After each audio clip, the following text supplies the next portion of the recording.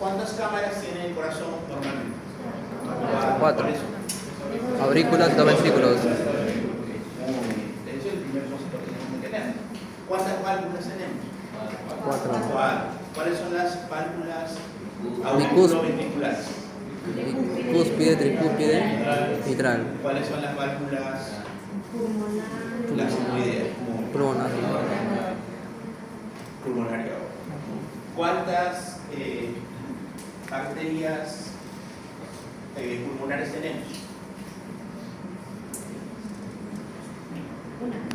¿Una? ¿Sí? ¿Una arteria pulmonar? Dos arterias. Acuérdense que las arterias pulmonares son las únicas arterias de nuestro cuerpo que llevan sangre venosa. Todas las demás arterias llevan sangre arterial, exceptuando las arterias pulmonares, que son dos. ¿Cuántas venas pulmonares tenemos? 4. 4. ¿Dónde terminan las venas pulmonares? ¿Se hace la sangre? ¿Dónde la sangre deriva? En la aurícula izquierda. Muy bien. ¿Cuántas son? ¿Cuántas venas pulmonares tenemos? 4. Gracias. Entonces, esa es la parte anatómica que todos ustedes tienen que recordar para poder hacer lo que finalmente se llama la famosa hematosis, que eso lo vamos a ver en neumología, no lo vamos a ver en oído. Lo otro importante recordar es la ubicación anatómica del corazón. ¿Ya? Normalmente el corazón, ¿cuál es su ubicación? Está hacia adelante. A ver, ustedes me han dicho que tiene 4 cámaras. ¿Qué cámara es la que está más, es la más externa o más, ¿cuál? ¿Cuál? ¿El derecho, el izquierdo? ¿La aurícula derecha? No, el ventrículo derecho. El ventrículo derecho está en nuestro corazón, aquí es el ventrículo derecho. ¿Por qué es importante esto? Porque, por ejemplo, cuando hay algún tipo de traumatismo torácico o hay algún tipo de arma blanca o lesión con arma blanca en la región torácica, lo que mayoritariamente se va a lesionar es el ventrículo derecho, porque es lo más anterior en nuestro cuerpo, lo normal. Entonces, ese también es un dato importante para poder entender parte de los traumatismos o lesiones de tórax, ¿ya? En cuanto a la parte anatómica. Muy bien. Lo otro que nos interesa saber es cómo nosotros, es decir, cómo es la irrigación de mi corazón. A ver, ¿quién se acuerda? ¿Cuántas arterias? A ver, ¿cómo se llaman las arterias que irrigan el corazón? Coronales y arterias. Las arterias coronarias. ¿Y cuántas arterias coronarias tenemos? ¿Cuántas? 4, 5, 6, 7, 20.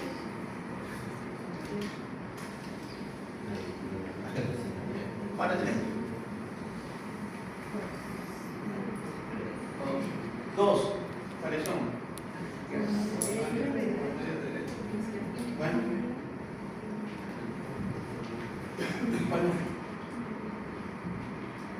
Acá está. ¿Esas arterias de dónde vienen? ¿Rama de qué son? ¿De cuál? De la aorta. Muy bien. Otra rama de la aorta, miren. La coronaria izquierda es una de las arterias. La coronaria izquierda va a tener un inicio, ¿no?, que se llama tronco coronario izquierdo.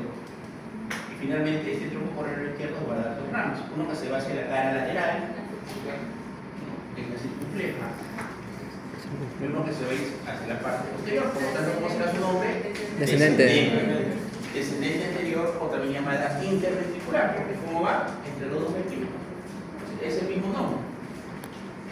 En algunos casos siempre es importante saber el nombre, porque en algunos casos se nos ha preguntado.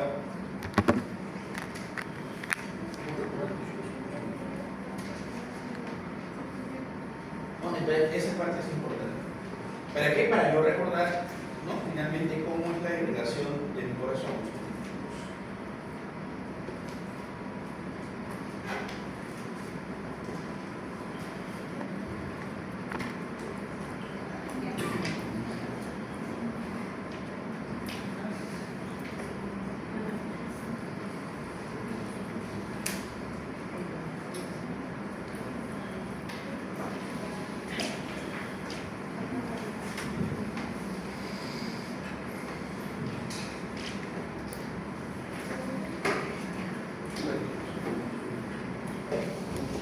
son llamadas descendencia anterior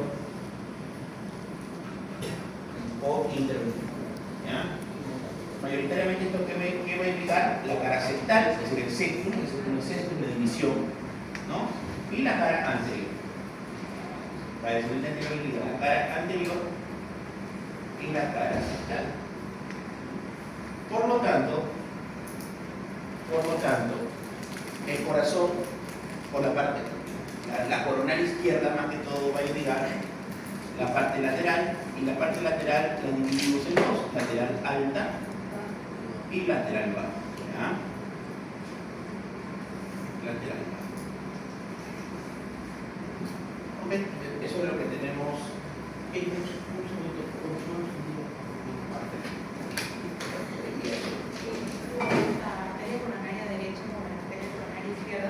Van a salir de los senos de Valsalva que vamos a encontrar en el tronco aórtico.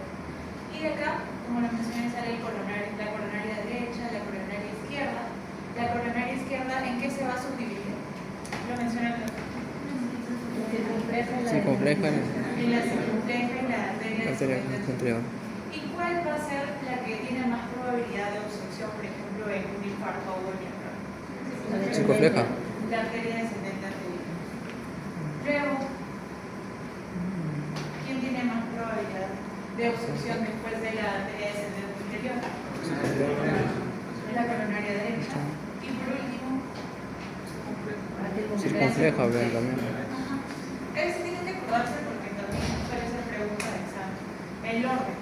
Les preguntan de mayor a menor o de menor a mayor. Luego vamos a ver que cada arteria va a llegar a cada parte o cada cara del corazón, y eso también nos vamos a ayudar en la parte, por ejemplo, de un EKG.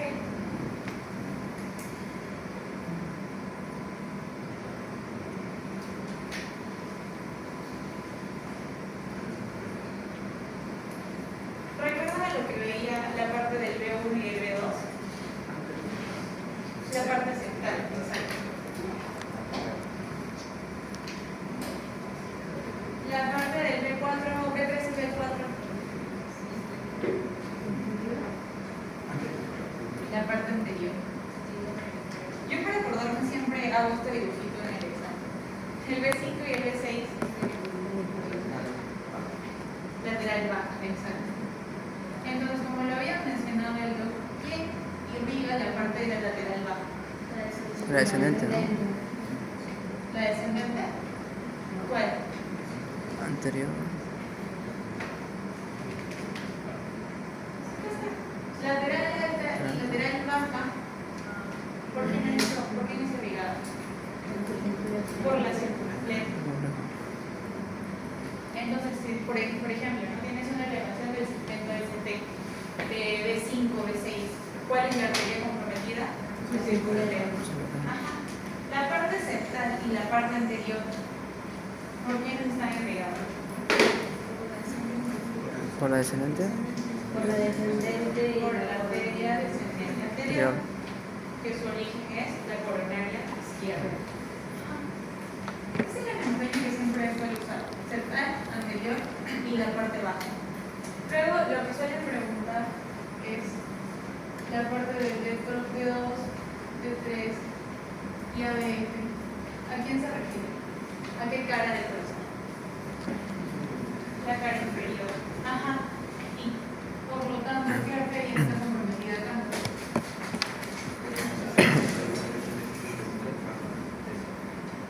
Ya, puede ser la descendente posterior, que su origen ¿cuál es? La coronaria derecha.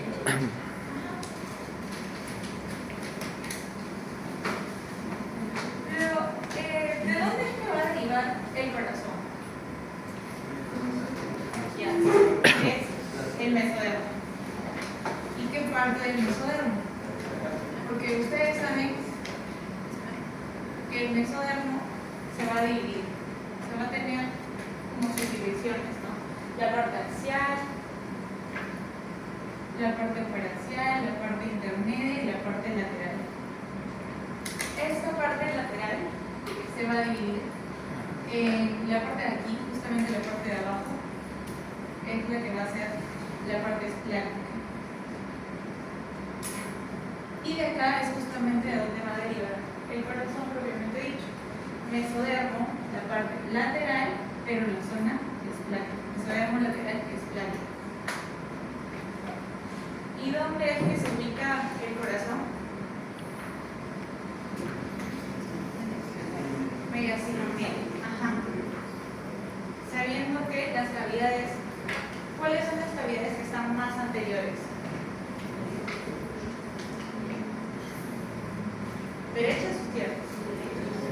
Derechas. Ajá. Por ejemplo, si es que les atraviesa un cuchillo, ¿en qué cavidad sería más probable que se dañe? Mediastino. En el ventrículo derecho, que es el que está más anterior. ¿Y cuál es el que está más posterior? El izquierdo. ¿Cuál? Considerando las aurículas y los ventrículos. La aurícula izquierda. La aurícula izquierda. Esta va a ser la más posterior y esta va a ser la más anterior.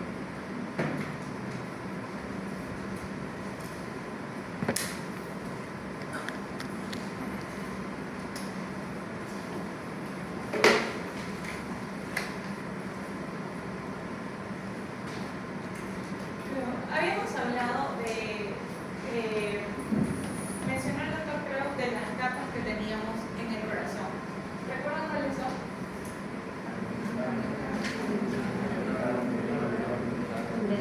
Desde más externa a lo más interno. Pericardio. Que este se divide en qué? Fibroso y seroso. Ajá. Fibroso y seroso. ¿Y cuál es el que se va a dividir en pericardio parietal y visceral? Seroso. Ajá. Se divide en parietal y visceral. ¿Cuál es el que va a tener la inervación? Parietal. ¿Y por dónde es que va a pasar las arterias coronarias?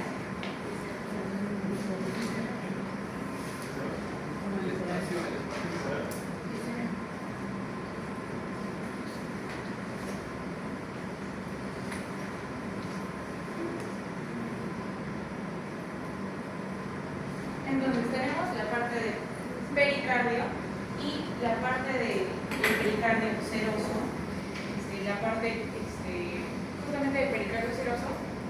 Vamos a encontrar cómo se llama este también llamado el epicardio. Y entre las capas del pericardio parietal y del pericardio visceral vamos a encontrar un volumen más o menos, ¿no? Para que sirva como un amortiguador del corazón. ¿Y cuánto es ese volumen más o menos? ¿Cuánto? En realidad, este volumen podría aumentar.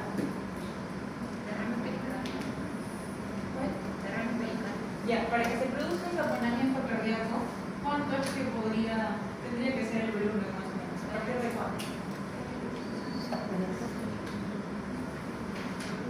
Aprox 250 mililitros. Y para decir que hay un derrame, tendría que producirse más de 50 mililitros. Pero ya un taponamiento como tal va a ser más de 250 mililitros. Para poder identificar este taponamiento, clínicamente, ¿cómo vamos a ver al paciente? Triada de Beck. ¿Y cuál es la triada de Beck?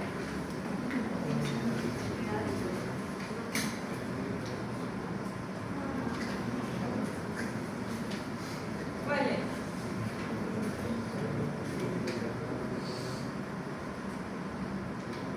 ¿Qué es lo que vamos a encontrar clínicamente?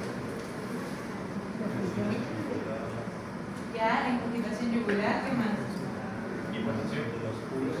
¿Cuál? Hipertensión. Hipotensión, ajá. Y los ruidos cardíacos agudos.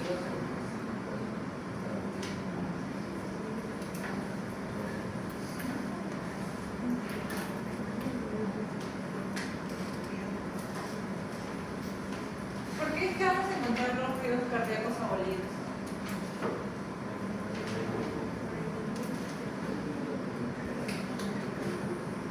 ¿Por qué?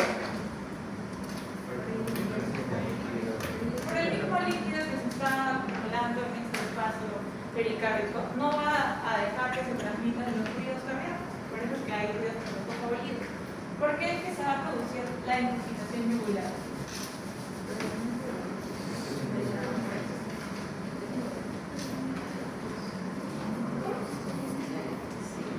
¿Cuál?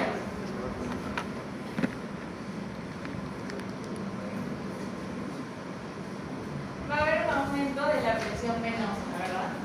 Ustedes saben quién desemboca en la aurícula derecha. Lo mencionaron hace un rato. La vena cava superior, la vena cava inferior. Entonces, de la vena cava superior, luego ¿quién sigue? Yéndose para arriba. El trompo brachiocefálico, y después van a ir las venas yugulares internas. Entonces, esto que va a dar la identificación yugular. Luego se va a dar la hipotensión.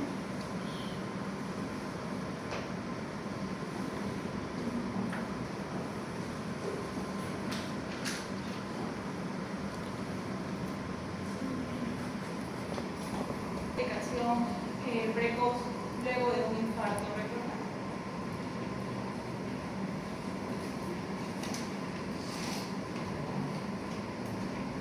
¿Por qué podría morir un paciente postinfartado? La complicación más temprana. Ya podría formarse trombos. ¿Y qué pasa? Obstrucción, ¿no? Ya. Pero esa formación de trombos, ¿qué es lo que va a hacer que se pueda morir el paciente? Embolia. Embólico, ¿no? ¿Por qué? Con el vaso y evita el Son flujo. muy circulación. No hay irrigación. Pero, ¿qué va a pasar con la frecuencia cardíaca? La complicación que va a ser la complicación precoz que va a predisponer a que un paciente postinfartado llegue a la muerte va a ser las arritmias.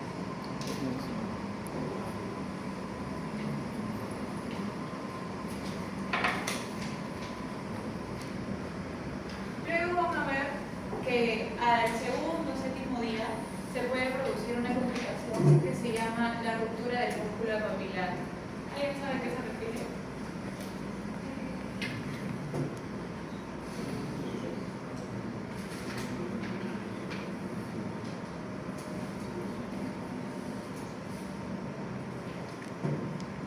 Sí. Vamos a tener el músculo papilar. Estos van a ayudar a sostener a las válvulas. Las válvulas no es que estén flotando. Entre las cavidades izquierdas, ¿qué válvula está entre la aurícula izquierda y el ventrículo izquierdo? La mitral. La mitral. Y entre las cavidades derechas, La la Tricúspide. tricúspide. Entonces, para que esta mitral y la tricuspidia estén entre las aurículas y ventrículos, no es que estén flotando, sino que van a estar sostenidas en unas cuerdas tendinosas que van a estar también agarrándose de los músculos capilares. Y estos músculos capilares van a estar irrigados, pero si es que hay alguna afectación de las arterias que irrigan estos músculos capilares, se va a dar lo que se conoce como la ruptura del músculo capilar, que se va a dar entre el segundo y séptimo día en un postinfartado.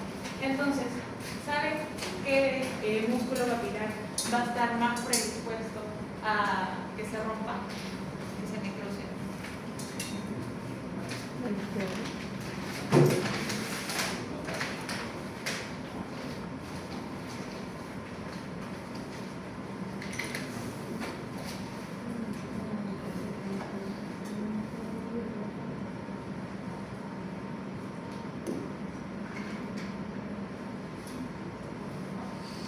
Tienen dos opciones, el posteromedial y el mielolateral. ¿Cuál creen que es el que va a estar más predispuesto a que se rompa?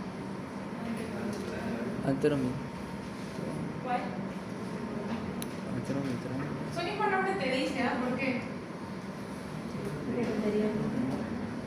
El anterolateral va a estar irrigado por dos arterias. Su mismo nombre te lo dice. ¿Cuáles son? Ascendente, anterior Y la coronal. y la corona. ¿Y cuál más? ¿Quién irrigaba la parte lateral del corazón? Circunfleja. La La circunfleja. circunfleja.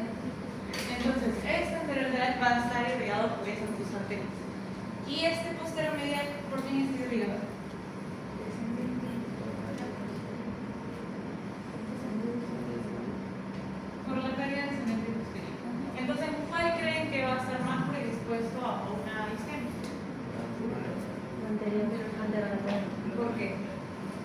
arterias que está migrando. Pero si tiene dos arterias que le vamos a suministrar sangre. Ah, tiene dos opciones. Si es dos que vías. esta se obstruye, le queda esta. Ah, ya, claro, claro. Ajá. La posteromedial. Exacto, la posteromedial, porque si esta se obstruye, ¿qué Solo pasa? solo tiene No una hay alguien que opción. lo vaya a compensar. Entonces, esta va a tener más probabilidad.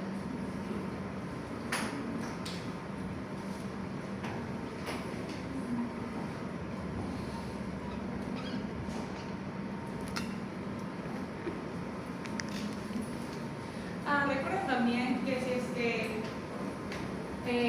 está más del 25% del corazón que está necrosado, va a predisponer a lo que es un taponamiento, pero si es que está ya más del 50%, bueno, el 85% va a predisponer a un shock cardiogénico.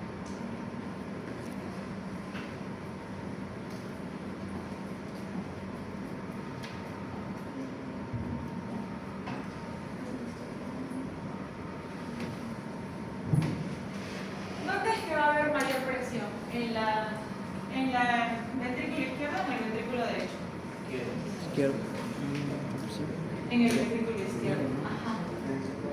Y, por ejemplo, en el caso de una estenosis mitral, ¿qué es lo que va a pasar con el ventrículo izquierdo?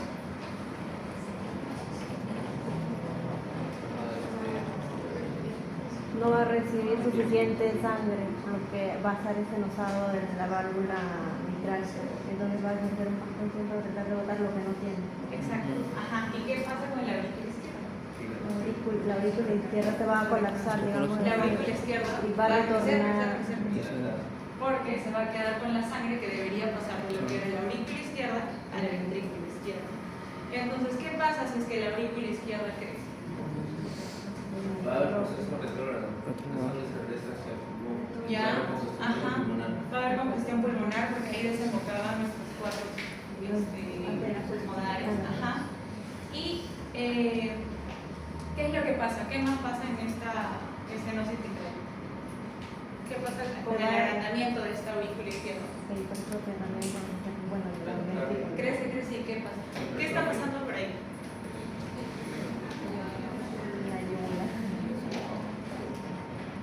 ¿No han escuchado sobre el signo de Orner? Está en el externo.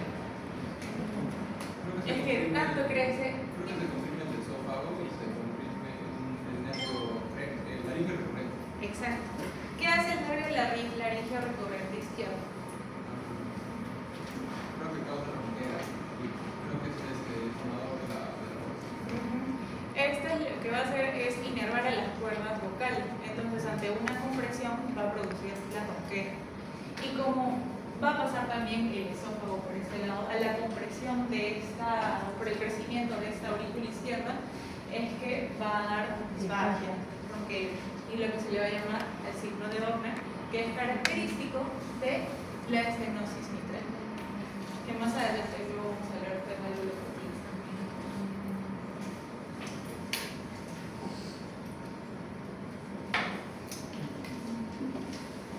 Después, en una hipertensión arterial que no se ha controlado, ¿qué es lo que va a pasar con el ventrículo?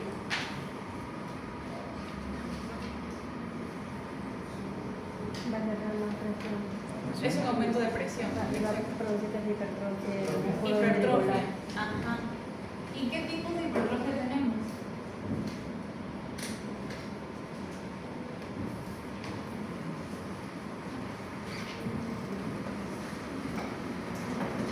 Tenemos una hipertrofia de tipo concéntrica y una hipertrofia de tipo excéntrica. En una hipertensión mal controlada o también en una estenosis aórtica, ¿qué es lo que va a pasar? ¿Concéntrica o excéntrica? Porque la concéntrica.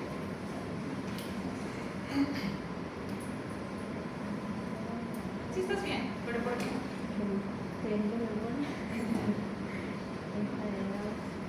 Una se debe por aumento de presión y la otra se debe por aumento de volumen. ¿Cuál se debe por aumento de presión? ¿Qué es lo que pasa con una hipertensión arterial y una estenosis aórtica? La concéntrica. La concéntrica se va a dar por aumento de presión. A diferencia de la excéntrica que se va a dar por un aumento de volumen.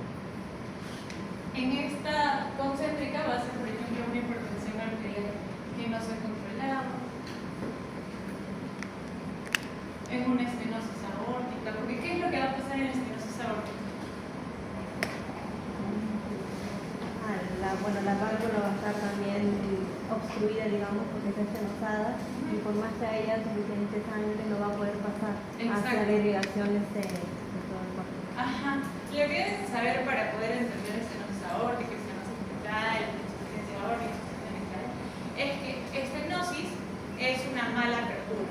Está la válvula estenosada, la luz está más chiquita. Pero en una insuficiencia es que no se va a cerrar bien, es un mal cierre.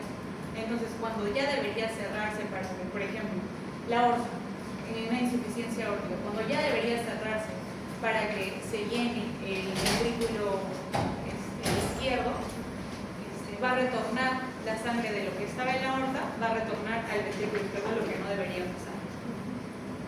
Entonces, en una estenosis aórtica, que justamente es lo que comentó la compañera, la estenosis era un mala apertura o mal cierre. Mala apertura. Mala apertura. Entonces, la aorta, ¿de dónde sale? ¿Ventrículo izquierdo o ventrículo derecho? Izquierdo. La sangre que tenía que pasar del ventrículo izquierdo a la aorta no va a poder ser transmitida correctamente porque la luz está súper chiquita. ¿Y a dónde pasa la circulación de lo que estaba en la aorta? La circulación Mayor. ¿cómo se llama? La circulación sistémica.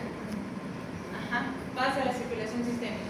Si es que llega poca sangre a la circulación sistémica, ¿qué es lo que van a dar como consecuencia?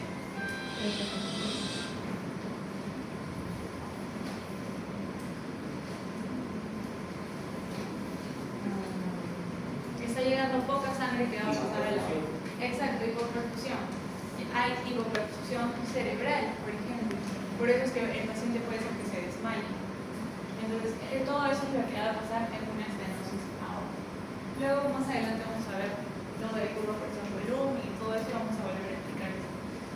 La parte de la hipertrofia tipo excéntrica va a ser por un aumento de volumen y esto podría ser, por ejemplo, en el caso de un niño.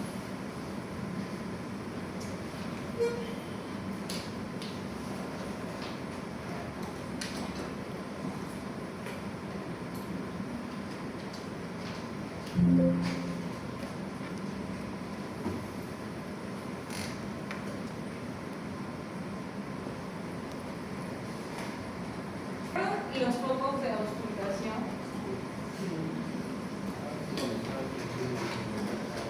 Aórtico, pulmonar.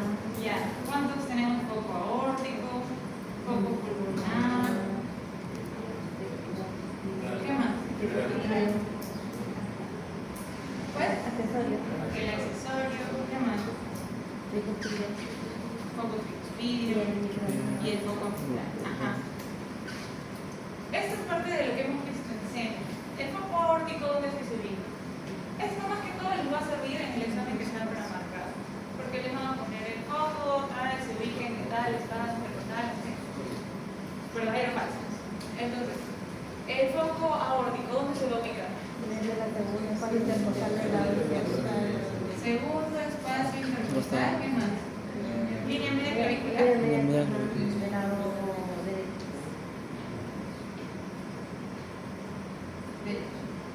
Foco pulmonar izquierdo. Segundo espacio. Lo mismo, pero en el izquierdo. Segundo espacio intercostal. Del lado izquierdo.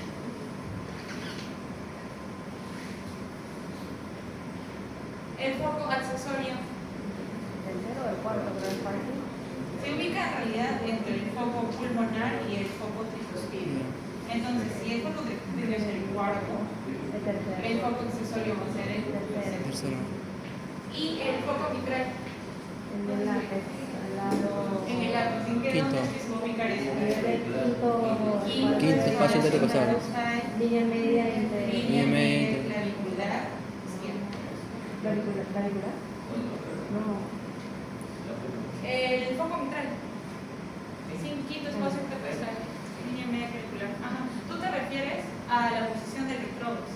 Esto sí es con la línea lateral para externar. Entonces, en la posición de electrodos también vamos a tener diferentes posiciones a lo que habíamos visto de los focos. El B1, ¿dónde es que se va a ubicar? Cuarto espacio intercostal. ¿Qué más? En Línea media clavicular, ¿seguro? No, para esternal de, ajá. Para esternal derecho. B2 es lo mismo. ¿Cuánto es más intercostal para esta mano izquierda? Por el paso izquierdo. El B3 B2 y B4. entre B2 y B4. El B4 Quinto espacio intercostal. Espacio intercostal. La línea media clavicular. Línea media clavicular. Izquierda. el B5 Quinto espacio intercostal. línea axilar anterior. Ajá. Quinto espacio intercostal, pero la línea axilar anterior. Y el B6 Línea media. línea media axilar, Izquierda. quinto espacio intercostal. Ajá.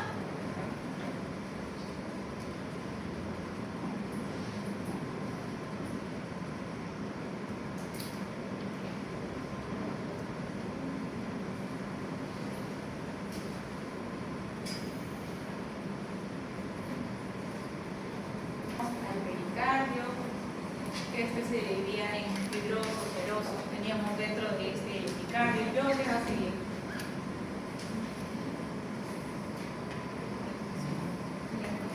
Miocardio, endocardio, Y luego endocardio, el endocardio. Ajá. Entonces, en la parte del miocardio se van a liberar ciertas sustancias. ¿Saben cuáles son? ¿Les suena péptidos natriuréticos? sí, péptido natriurético. ¿Qué hacen los péptidos natriuréticos?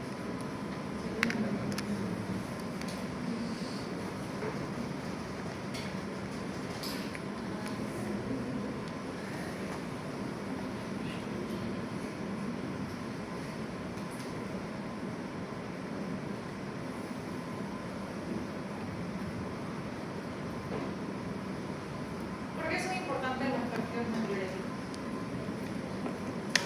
Estos van a ser nuestros cardioprotectores endógenos. Entonces, ¿cuál va a ser su función? Previenen la antirremodelación, disminuyen el tono simpático. ¿En qué caso podría aumentarse el tono simpático? Hablando cardiológico. Como una compensación tal vez para poder elevar las presiones. Para poder elevar la presión arterial tenemos una fase aguda y una fase crónica. En la fase aguda vamos a tener la estimulación del sistema simpático y en la fase crónica tenemos la activación del sistema renal aldosterona. Entonces, estos péptidos natriuréticos disminuyen el tono simpático, también son antirremodeladores, pero pueden ser inhibidos como una sustancia. ¿Saben cuáles son? ¿Cuál es?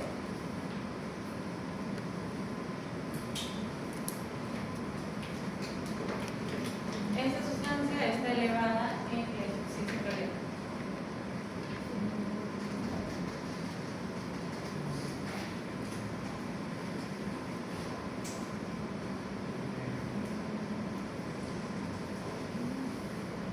La neprilicina, ¿no les suena? La neprilicina va a inhibir a los péptidos natriuréticos, pero se supone que los péptidos natriuréticos son los buenos. Entonces tenemos que dar un fármaco que te inhiba a la acción inhibitoria de la neprilicina. ¿Recuerdas cuál es? Que lo vamos a ver más adelante también en insuficiencia cardíaca. Sacubitril, ¿suena?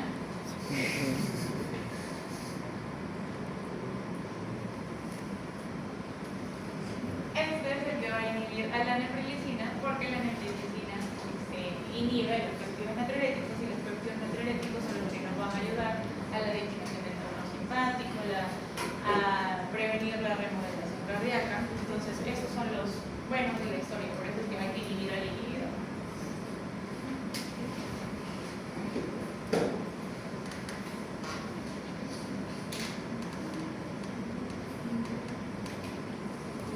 Hemos aplicado bastantes cositas, Jennifer, para poder ampliar algunos conceptos o algunas ideas.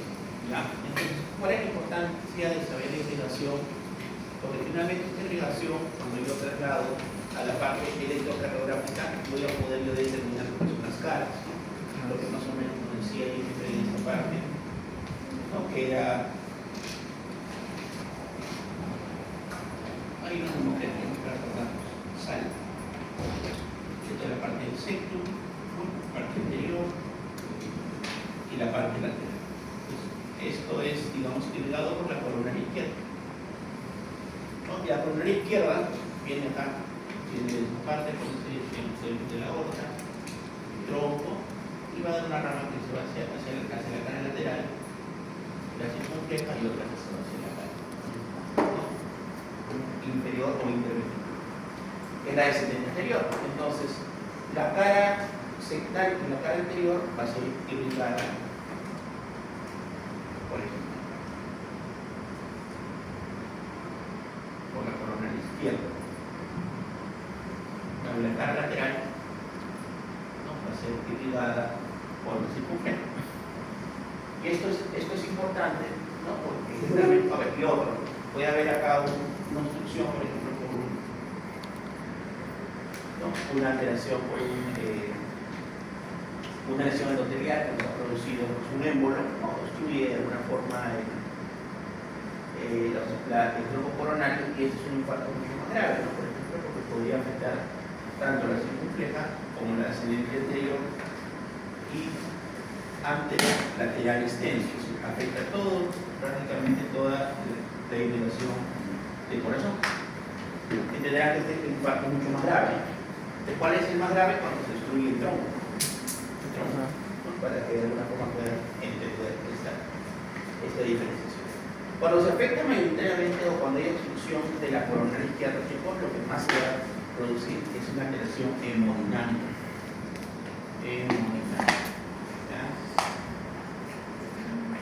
Lo que lo llamamos como shock cardiogénico. Eso es lo que se va a producir como sufrimiento mayoritariamente. Y más cuando hay una lesión por encima del 40% del ventrículo izquierdo. Por ejemplo, la coronaria izquierda, ¿no? Va a irrigar más la parte del ventrículo izquierdo, la cara sectal y la cara anterior y la cara lateral. ¿Ya? En cambio, a mí me experiencia en este caso, si yo veo de alguna forma la irrigación, ¿no? De la coronaria derecha, es así, se va hacia atrás y va a dar una coronaria. Entonces la coronaria derecha ya cae por importante, que son el nódulo auriculo, el nódulo sinusal y el nódulo auriculo ventricular. Por lo tanto, la coronaria derecha va a dar ramas, puede llegar acá. Y si quiere llegar el cuadrante derecho, este es el posterior, la descendente posterior, ¿no? Y va a dar unas ramas profundas hacia la cara inferior del corazón.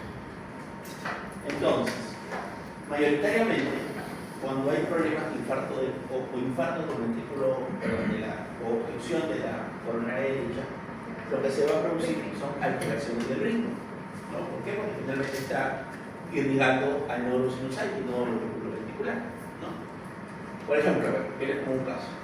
Paciente, ¿no? de 40 años, de 60 años, hipertenso y diabético, que ingresa a la emergencia por un dolor torácico. En el electrocardiograma se evalúa un PST elevado, ¿no? en cara inferior, además un bloqueo auriculoventricular de tercer grado. Pregunta, ¿qué arteria coronaria obstruyó y o su rama? Descendente anterior. ¿Qué tiene nuestro paciente? Un Infarto. Tiene un bloqueo auriculoventricular. Un bloqueo auriculoventricular es mayoritariamente, claro, el grado, ¿no? Cuando es un bloqueo auriculoventricular de tercer grado, es que hay una disociación entre la aurícula y el ventrículo. Cada uno va a su ritmo, ¿no? Esa es la característica de este cuadro. Entonces, ¿qué pasó ahí? ¿Qué arteria se obstruyó? Descendente. La coronaria derecha, porque finalmente esa es la que da las ramas al nódulo sinusal y al nódulo auriculoventricular. Es decir, cuando hay alteración del ritmo, bloqueos asociados a infarto, probablemente sea la coronaria derecha. Y más cuando mencionamos que hay una elevación del ST en cara inferior, porque la cara inferior mayoritariamente también es irrigada por la coronaria derecha. Chicos, en cambio, Si a ustedes le dicen que el paciente ¿no? tiene un infarto de miocardio, elevación ¿no? del ST ¿no? en B1, B2, B3, B4, ¿no? Y aparte está hipotenso, con signos de hipoperfusión, ¿qué arteria construyó?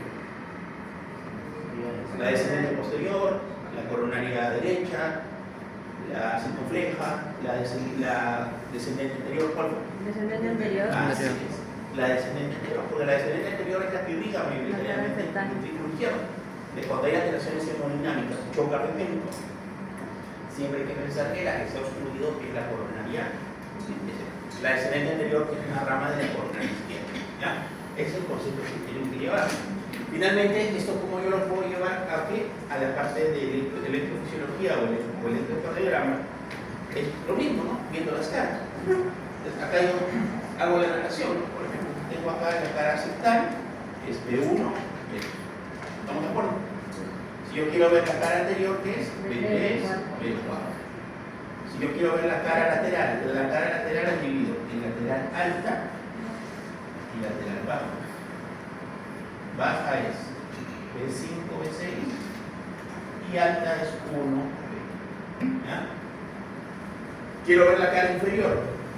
2, 3, AB. ¿No? Esta es la parte aplicativa de la anatomía a la electrocardiografía. Entonces, ciencias básicas aplicadas a la clínica. Porque finalmente, si yo me acuerdo cómo es la relación coronaria, también voy a tener alguna facilidad para yo poder interpretar dónde es el infarto y cada efecto, ¿no? Por ejemplo, si yo les pregunto a ustedes en un examen, un paciente tiene un ST elevado en 2, 3 y ABF, y les pregunto qué arteria sustituyó, ¿cuál sería su respuesta? Coronaria, le digo, ¿qué arteria coronaria sustituyó? La derecha. Ustedes quieren ver, ¿no? Porque generalmente puede ser acá ramas, como les decía, ramas diagonales o ramas perforantes. Pero puede ser la descendente posterior, finalmente la coronaria derecha. Es la coronaria derecha, que es la que se va a sustituir en este caso, chicos. Entonces, la importancia de la coronaria derecha que radica en que irriga, ¿no? La regulación del ritmo cardíaco, ¿no? Y dos, que irriga la cara inferior. También irriga la cara posterior del corazón, que eso también es importante. Somos un poquito ya más especializados. Derivar a la derecha, ¿no? ABR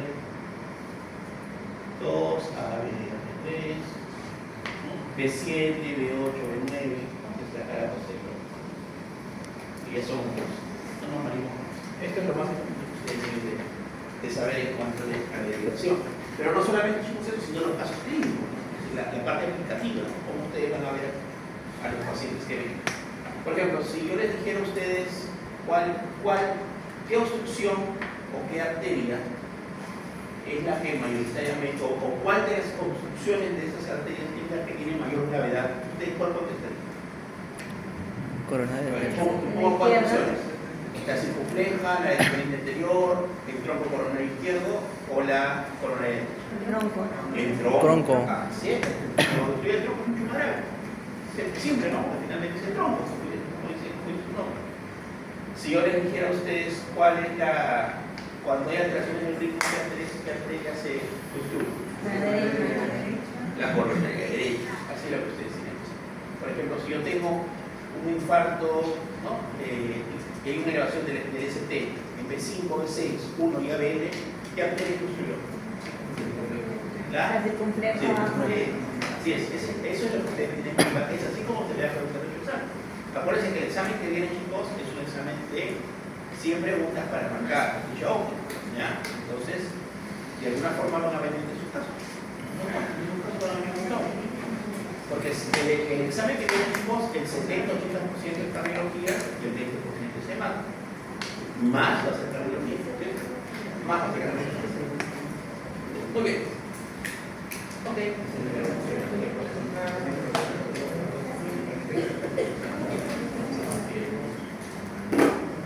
Vamos a ver la